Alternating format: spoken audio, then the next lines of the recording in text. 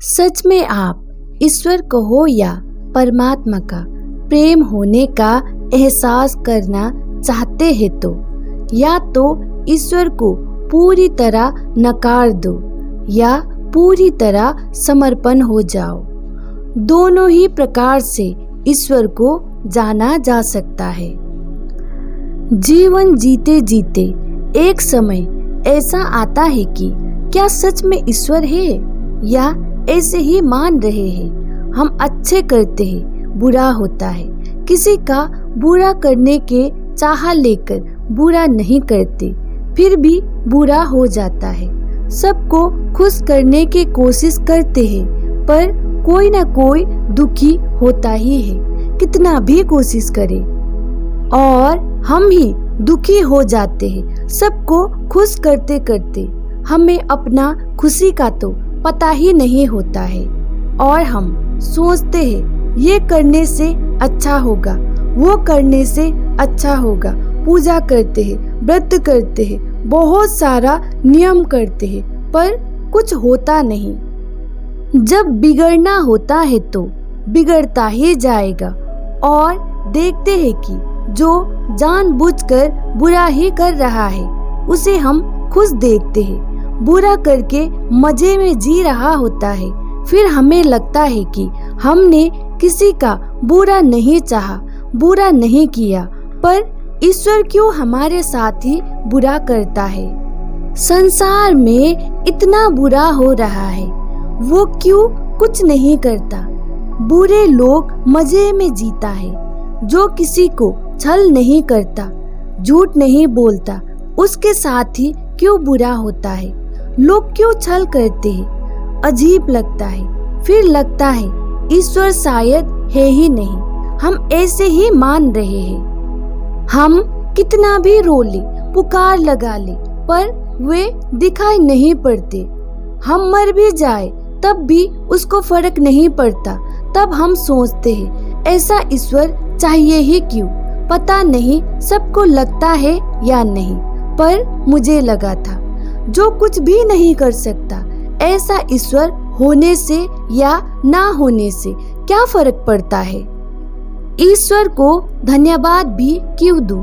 इस जीवन को पाकर बहुत खुश तो मैं हूँ नहीं, तब धन्यवाद क्यों दूं। ईश्वर है या नहीं, किसको धन्यवाद दूं और क्यों दूं। फिर मैंने ईश्वर को मानना छोड़ दिया, पूजा पाठ व्रत नियम सब छोड़ दिया। जो करना है मुझे करना है, संसार का सामना करना है। जो नहीं करना होता था मैं वही करती थी। घर में अपना अपना कुछ नियम होता है। सांझ के समय में ये ना करना, मंगलवार शनिवार ये नहीं करना, जन्मदिन में नाखून बाल नहीं काटना, झाड़ू को ऐसे नहीं रखना, कुछ भी ऐसे बहुत सारे नियम जो नहीं करना था वो सब मैं करती थी। मुझे लगता था कि कितना अब क्या बुरा होगा। ईश्वर होते तब तो दंड देते ना।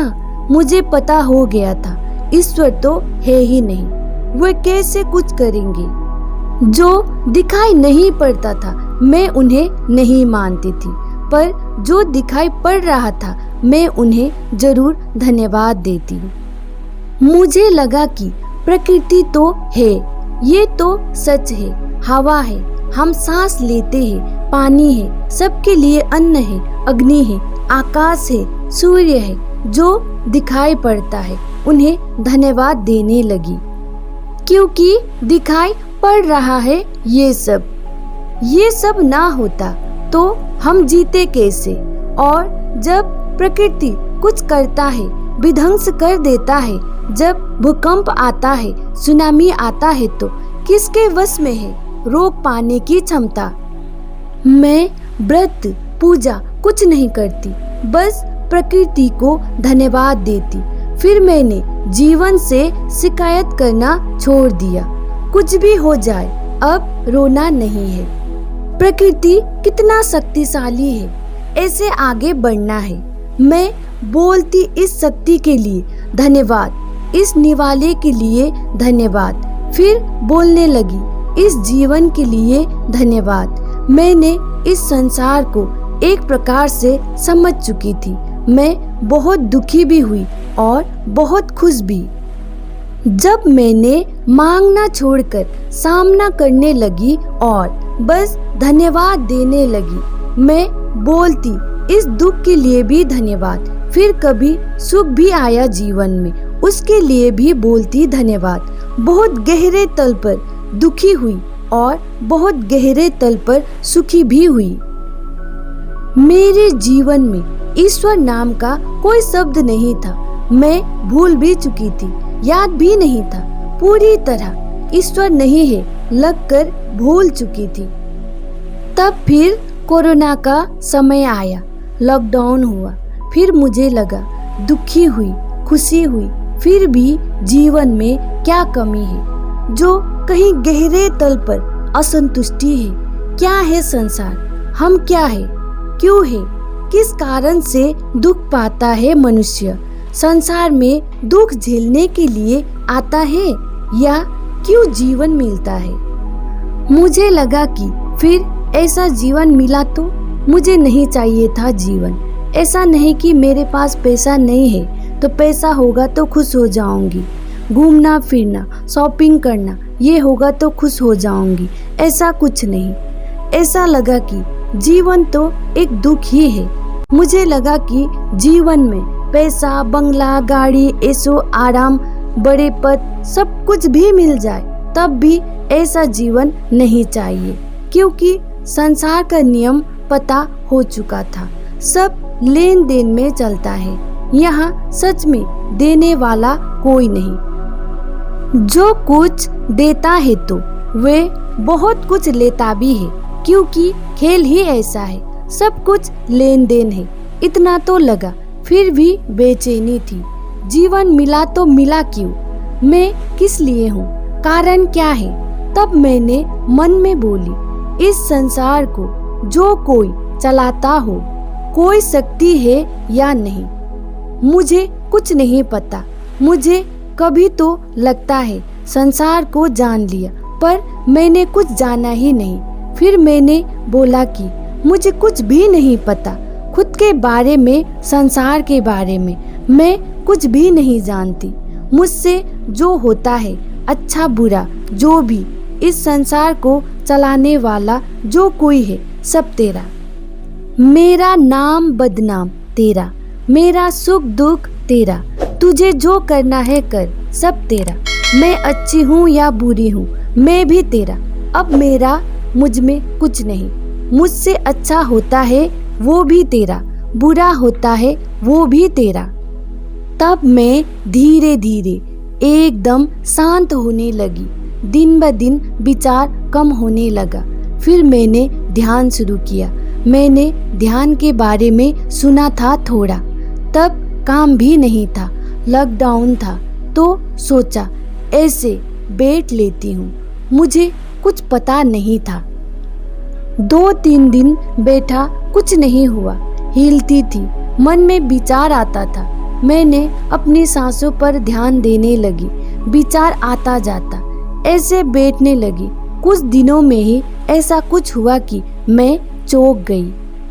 मैं तो इतना हल्का हुई, ऐसा लग रहा था कि मैं उड़ जाऊंगी। ऐसा लगा कि सर में मैंने तो इतना बड़ा ओजन लेके चल रही थी। जब मैं हल्का हुई तब मुझे पता चला, मुझे ध्यान में रस आया। फिर मैंने भोजन कम किया, कुछ नियम बनाए अपने लिए। प्याज लहसुन छोड़ा, दिन में 2 बार भोजन किया, 3 बार ध्यान पर बैठना, सुबह, दिन में और शाम को। तो फिर चमत्कार होने लगा। चमत्कार बाहर नहीं होता, चमत्कार भीतर होता है। शांति आनंद तो था ही, फिर बहुत सारे राज खुलने लगे। खुद का कमी कमजोरी दिखाई पड़ने लगा। जीवन का रहस्य पता चलने लगा। सब कुछ स्पष्ट होने लगा, खुद का और संसार का। ऐसे ऐसे अनुभव होता गया कि मेरी बात ही और से बहुत अलग हो गया। कुछ ही समय में ही सब भेद खुल गया। कहीं कहीं मैं उलझती जाती थी, पर फिर सुलझ भी जाता था। फिर ऐसा हुआ कि पैरों तले जमीन खिसक गया। सत्य तो कुछ है ही नहीं, सब मिथ्या है।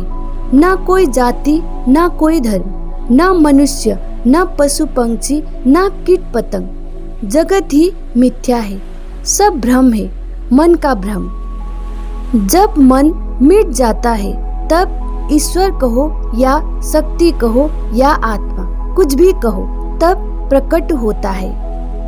जब तक हम ईश्वर के पीछे भागते हैं तब तक ईश्वर आगे आगे चलते हैं। मिलन कभी नहीं होता।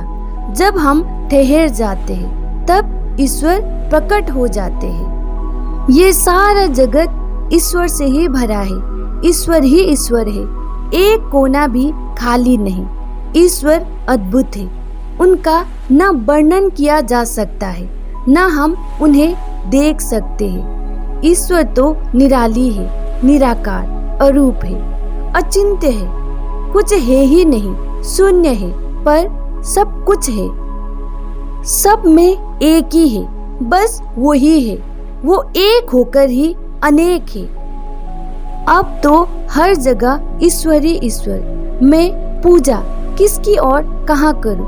हर जगह ईश्वर ही ईश्वर है। जो पूजा करता है और जो पूजा लेता है, जो खाकर स्वाद लेता है और जो अन्न बनकर तृप्त करता है, जो दिखाई पड़ता है और जो देखने वाला होता है। जहाँ गंदा और बुरा बोलने वाले लोग होते हैं और जहाँ अच्छा स्वच्छ अच्छे बोलने वाले अच्छे इंसान होते हैं। उत्तर दक्षिण पूरब पश्चिम सब जगह ईश्वर ही ईश्वर है, कहीं भी खाली नहीं है।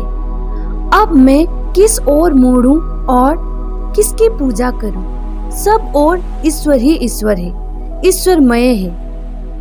अब भी मैं पूजा नहीं करती, व्रत नहीं करती, नियम नहीं मानती, पर तब का मैं और अब का मैं में बहुत बड़ा अंतर है, बहुत बड़ा फर्क है।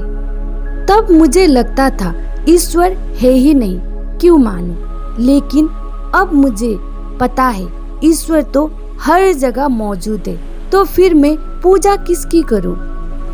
जिसमें सामर्थ्य है पूरी तरह नकारने का या पूरी तरह समर्पण करने का, उनमें ईश्वर प्रकट होते हैं। ईश्वर को जानना है तो खुद को जानना होगा, मैं को जानना होगा, पूरा हिम्मत दिखाना पड़ेगा। अब भी मैं सब जैसे है, मैं भी वैसा ही हूँ। बाहर सब ऐसा ही चल रहा है, भीतर परिवर्तन हुआ, स्पष्टता आई। अब कोई शिकायत नहीं, अब करने को कुछ नहीं। अब जीवन में जो भी होता है स्वीकार है, सब कुछ स्वीकार है। अभी भी अच्छा बुरा है, प्रकृति के नियम के अनुसार सब कुछ होगा, पर पहले जैसा असर अब नहीं होता।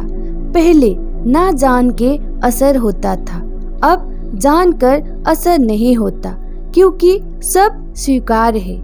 ईश्वर को कुछ फर्क नहीं पड़ता, आप उसको नकार दो या समर्पण कर दो, ये तो हमारा अपना दुख है।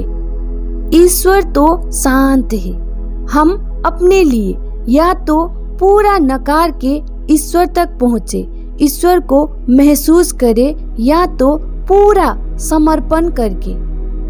ईश्वर के आगे जो भी करना है पूरी तरह ईमानदारी के साथ करना है, तब जरूर ईश्वर को जानोगे, हर जगह महसूस करोगे। हम खुद को और ईश्वर को कभी छल नहीं सकते, इसीलिए ईमानदारी के साथ जो करना है पूर्णता से कीजिए। अभी आपको ईश्वर है ही नहीं ऐसा लगता है तो मत मानिए, जब आपको लग जाए तभी मानिए। और आपको ईश्वर है ऐसा लगता है तो पूरी तरह ईमानदारी के साथ समर्पण हो जाइए। मैं ईश्वर इसलिए कह रहा हूँ कि सब कोई जुड़ सकता है। यहाँ कोई हिंदू मुस्लिम कोई जाति नहीं।